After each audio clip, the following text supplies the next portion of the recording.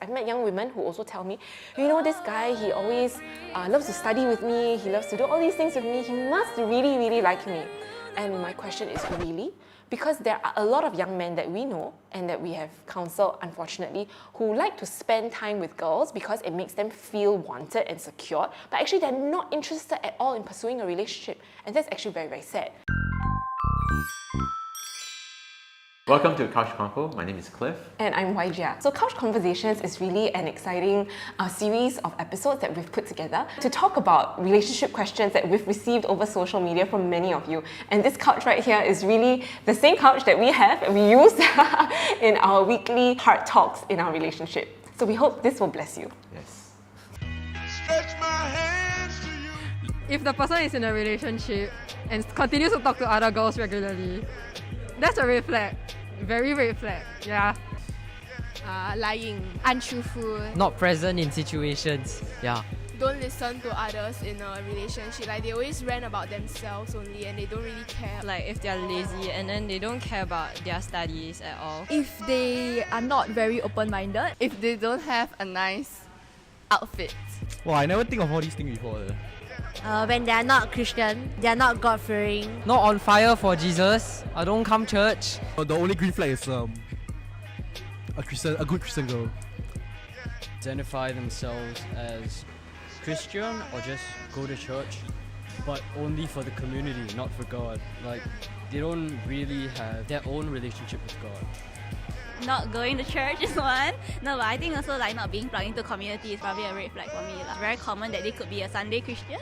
It's like my biggest deal breaker. Like, the whole point of the date is also for both of you to grow closer to God as a couple. Less serious one is not close to their parents or whatever. If the guy is not a family man, yeah, that's very important. If the person is very rude and not filial to the family. When someone does not respect other people. Not being respectful. Having respect for other people's opinions. If they are rude. They are rude to everyone, especially elderlies. The migrant workers or the homeless. If she wants to make you pay for everything all the time. Not taking the initiative. When they try to gaslight you and stuff. Oversensitive to the point where, say, the partner is very controlling of the other person, who they can befriend. Somebody that tries to control, your life. I think that everyone should have space to pursue their own aspirations and goals. Okay, very interesting. Okay, wow, Cliff, are these your red flags? Are they the same, different? You have your own? I think for me, when I was single before I met you, God was leading me to a point where I have a heart for people, for the poor. Yeah. In Canada, I used to go on the streets to visit the homeless, to try to meet their friends and figure out how to share Jesus with them. And at that time, I was still single, and I told myself if I ever pursue a girl and we end up in a relationship where I have to explain to the girl why, in the middle of the night, I could drive down to Toronto to do this. Yeah. Then she's probably not the right person for me. Right. Even though she goes to church, she loves Jesus. Okay. Because, like you say, the values, mismatch of values. So for you, what you're saying is that a big red flag for you is a mismatch of values that are very important to you. I think what's important when it comes to red flags is that, first of all, it's very hard to spot in two ways. If I like this girl and I want to impress her, what do? I dress nicely and make sure my hair is well done, my face is Best foot forward. Best foot forward, right? Two is your heart. Because if I like that person, whatever they do will be beautiful. Right, okay. Even more prone to blinded by some of the major issues. Right. That person have.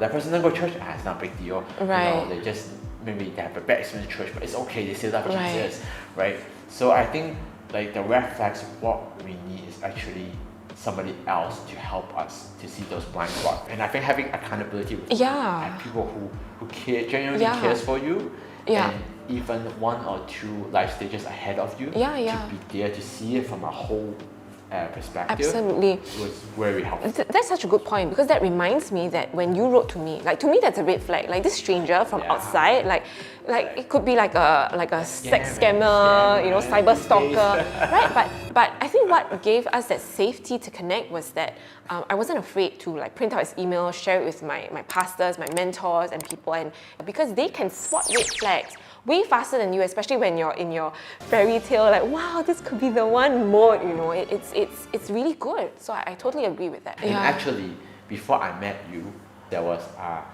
non-believer who came to my church. Right. And I think I was spending a bit more time with her. Right. And my other friend who came to me and said, hey Cliff, you know what?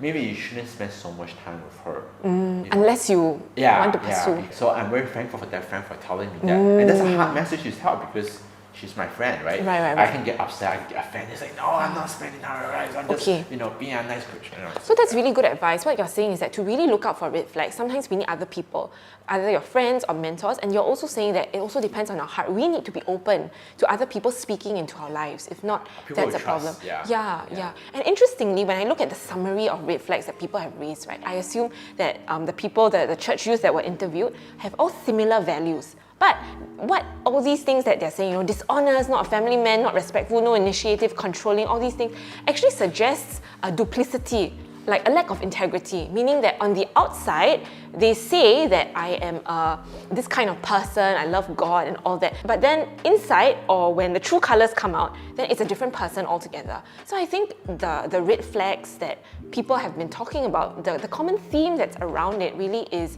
this idea of a lack of integrity. And I define integrity not just as honesty, although that's an element, but integrity, the root word actually means wholeness.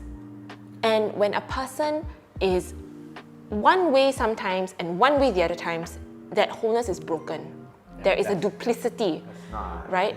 Yeah, and so what we want to look for is a person whose integrity is whole, in a sense, their outside and their inside matches. And not only that, but their values align with ours. So there must be alignment along those lines, right? It's really funny because I remember before Cliff, I had a couple of suitors, and the one prayer that I actually had was, God, show me who this person really is. Show me the true person that this person was. And the funny thing is, you know, some of the young people had shared that they're looking for like who the real person is. Like you can come for church, you can do all these very spiritual things outside, but inside you could be a different person, like with no real relationship. That's what someone said, right?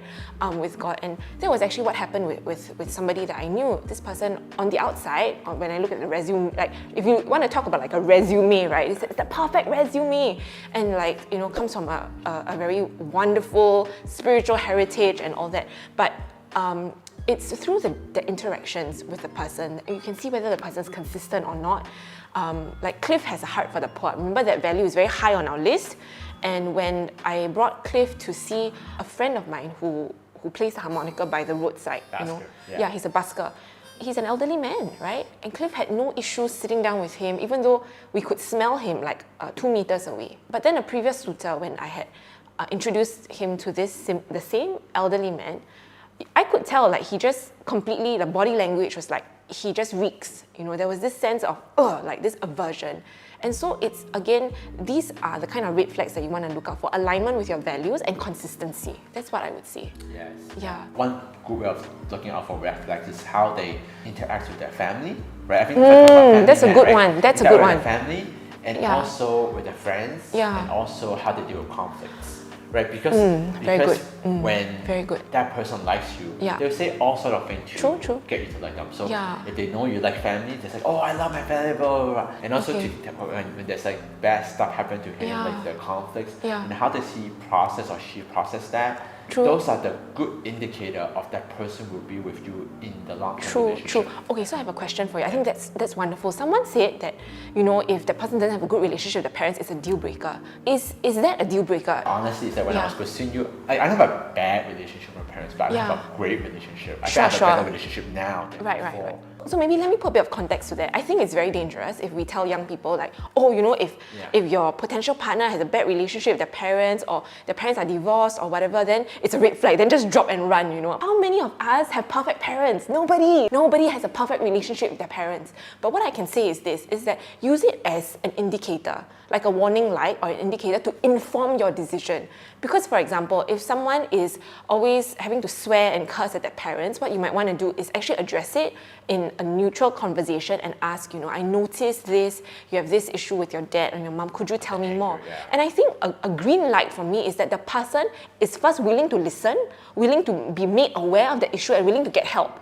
If this person says, no, I do not have an issue, but has real issues with dealing with their family members, then to me that becomes a red flag. But the relationship itself to me is not so much a red flag, because both Cliff and I do not have perfect relationships with our parents. In fact, we have had certain challenges and difficulties that we've each had to work through our marriage. I wish that I had the awareness, that both of us had the awareness of how our families of origin, which is the family you were raised in, how your family that raised you has affected your interactions and how you were brought up.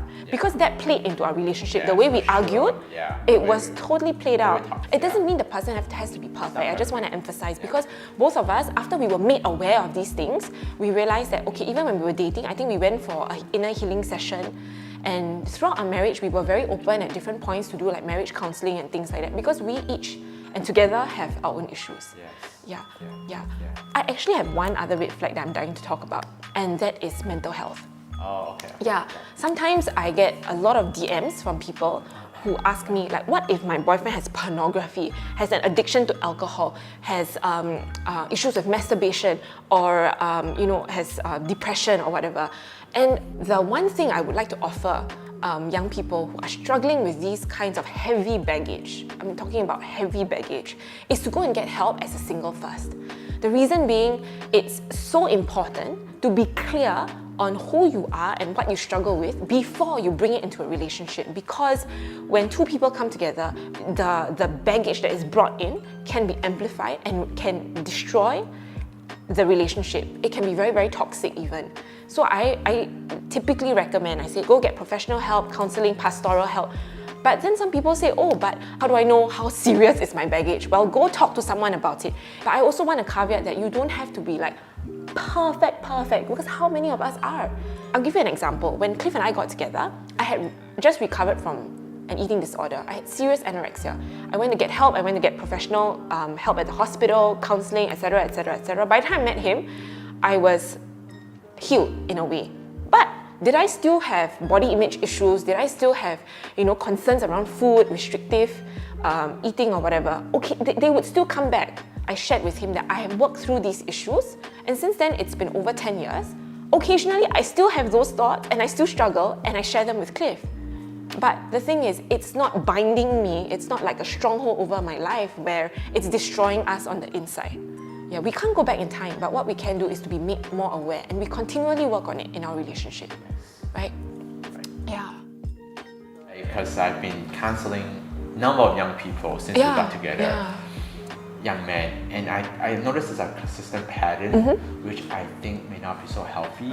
Is that guys, they may have a girl they like, but they don't want to take the initiative to ask them out, right? So they'd be like, oh, I don't want to ruin our friendship. I don't know if I pursue and the friendship, if it didn't work out, then I'll lose the friendship. It sounds very honorable, but unfortunately I think it's not. Be courageous. Be courageous. Yes. Because the problem is that going into a relationship, it's true, it's an unknown. And it's true that that friendship may not work out. But the thing is, you like that person. And this is part where I feel like the heart is important to listen to.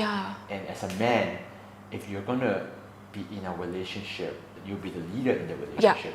And how you become a leader, or how you learn to lead, is by taking initiative. And the first step in learning to do that is actually asking that person out. So starting the foundation right. Starting the foundation right. Wow, that's so important. Having that, and I actually think that when a man takes the initiative to ask a girl out, that man is actually very attractive. Yes, I would affirm that. From a woman perspective, they'll be like, wow, this person is willing to ask me out, is Yeah. interested in me, and Yes. is willing to take that risk. Yes, to do so. I totally And agree. so for me, when I saw Wai Jia, Yeah. and I told myself, like, if I don't pursue her, I've always regret. Then I Wow. realized I need to pursue her, Wow. even though like it's a 1,000,001 chance that we'll be together. Yeah, I totally affirm that. I think a man being courageous to take initiative is so attractive. In fact, in my younger days, I would have some guy friends who trained with me in triathlon, and they would actually tell me, they'll be so honest, they'll say that actually it's very intimidating to pursue someone like you because you're in medical field, you're a high achiever, it's very intimidating. And then when I heard that, I was like, oh, okay, thanks. Like, how do you want me to respond to that, right? But when Cliff, he was so daring, like he was so bold to just tell me that, you know what, I like you. I don't know how we're gonna make this work, but I like you. I just want to tell you that these are my values, these are your values. This is what I feel God is calling me to do. I just want to be brave and tell you that I like you. I was like, wow, this guy, he's not afraid of taking risks. And that for me was like, whew, like wow. I thought in the beginning you said no, but I keep pursuing. I mean, I was scared, right, on so many levels, but yeah, that was really, really attractive, yeah. So I get a lot of reverse messages from girls asking if it's okay for women to take the first move. And I think for this, it's a challenging question because, we are empowered, we are confident in this day and age, and we really want to take initiative in a lot of things, whether it's at work, studies, etc. And I want to be careful about how I answer this question because I think it's perfectly okay for young women to make friends with guys and say hello and be outgoing and enthusiastic. I don't have any issue with that. But I think what is challenging is when young women ask, is it okay for me to take initiative to date someone, like to ask a guy out? Like, would you like to go out with me? And I think that is a deeper conversation to be had. So for example, I've had young women ask me that before, and what I've actually counseled them is this, is to ask yourself, instead of, is it okay for me to ask a guy out, ask yourself a different set of questions. Ask yourself, am I insecure? Am I impatient? And am I presumptuous? So being insecure, meaning, do you feel like you need to have someone to complete you? Do you feel like you need to be in a relationship? Yeah. Is it so hard for you to stand being alone? If you cannot stand being alone, that's an issue, right? The second one is, are you impatient? Do you feel like, oh, I need to get together with someone because if not, then I'll be past my childbearing age or whatever. Now this reflects a lack of trust in God. So that's the second. The third one is presumptuous. I've met young women who also tell me, this guy, he always loves to study with me, he loves to do all these things with me, he must really, really like me. And my question is, really? Because there are a lot of young men that we know and that we have counseled, unfortunately, who like to spend time with girls because it makes them feel wanted and secure, but actually they're not interested at all in pursuing a relationship. And that's actually very, very sad. So these are the three questions I want to ask young women. And with that, also, the idea of Adam and Eve. So for those of us who believe in the Bible, we know about the fall, that Eve was the one who handed the apple to Adam and all that. And for me, that is actually very telling of the kind of fallen nature that we see in a lot of marriages where the woman, out of insecurity or impatience, becomes very controlling and tells the guy what to do, and the guy in turn becomes very passive. So this is a result of the fall, right?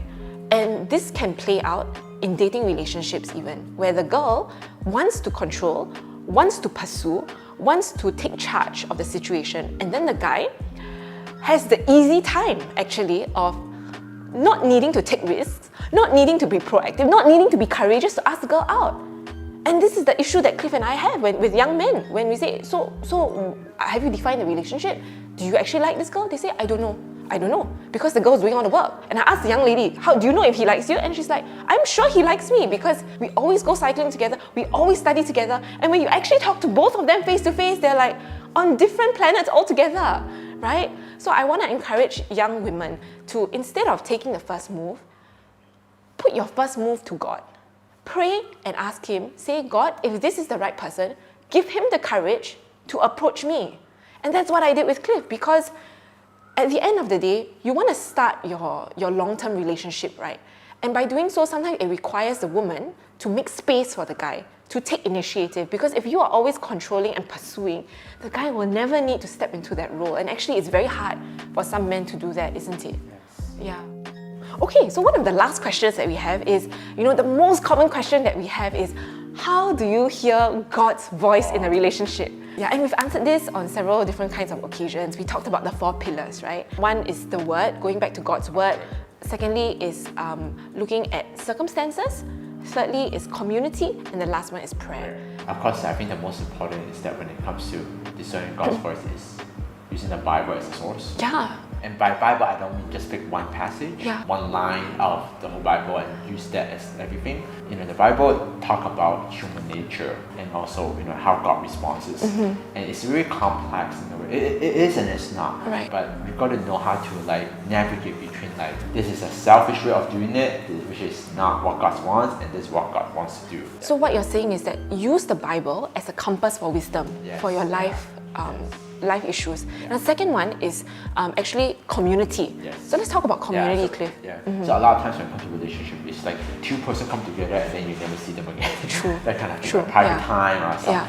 But actually, you know, instead of always being together so close, you spend time with friends, spend time with mentors together, so that there's a community to see how you guys interacting with each other. True. And see if there's any, you know, red flags. signs and red flags and signs that, you know, maybe need to be careful of. Yeah, the amazing thing is that I love what you always counsel young couples is that you need mentors in your life. Sometimes if we don't have them, pray for them, look for them, ask them, because we need mentors at every stage of your life, even when you first get married, even when you have kids. I mean, you need them for the rest of your life, so it's really important to have and I think this community. Which relates back to church. You know, I think in a way when I look back, I'm very thankful for my friends who in church. Now we know each other for like 10, 15 years. And they journey with me through every process. I'm very thankful for that. Thank you, Cliff. The third one is circumstances, and I think it's really important for us to see God's hand in divine circumstances. So for example, I was really deeply praying,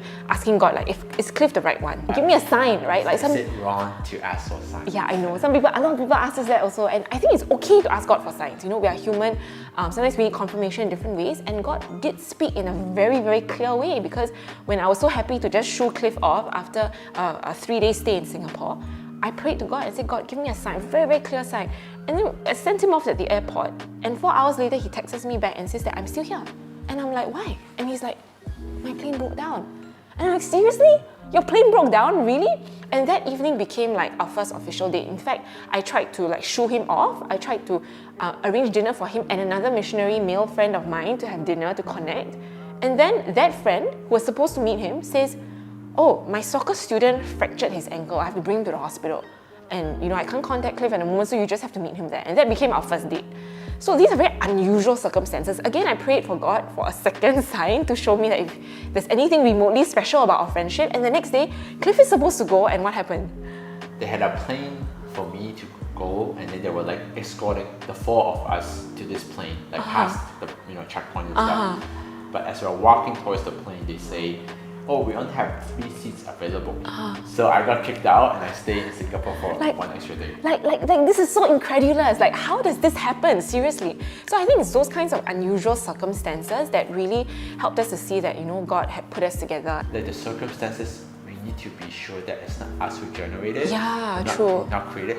That's just so mind-blowing to me. Like discerning God through your circumstances rather than creating those circumstances yourselves, right? And the last one is prayer, because I really think that through prayer, God makes himself known to us. Like, all these things that happen could just be a series of like coincidences, but I know it's not, because I was praying and God had a relationship with me. I had a relationship with God. So I think it's these 4 pillars that need to be put together. One is the word. What does the Bible say? Let that be your guide and compass. The second one is community, having mentors, having friends. The third one is discern, learn to read and discern unusual circumstances that you know God's divine handprints are all over. And the last one is prayer. Like, having a rich inner life really helps you to connect with God. And I think it's weighing all 4, because not all 4 will be aligned all the time, right? We have to weigh them, we have to discern. And I think holistically is how we hear God's voice. Yeah. I think that is a very good wisdom. Okay. All right, well done. Yes. Thank you so much for watching our Couch Convo. We hope that you enjoyed it and learned something to apply in your life. Are you ready? What? See you next time. See you next time. Bye. Bye.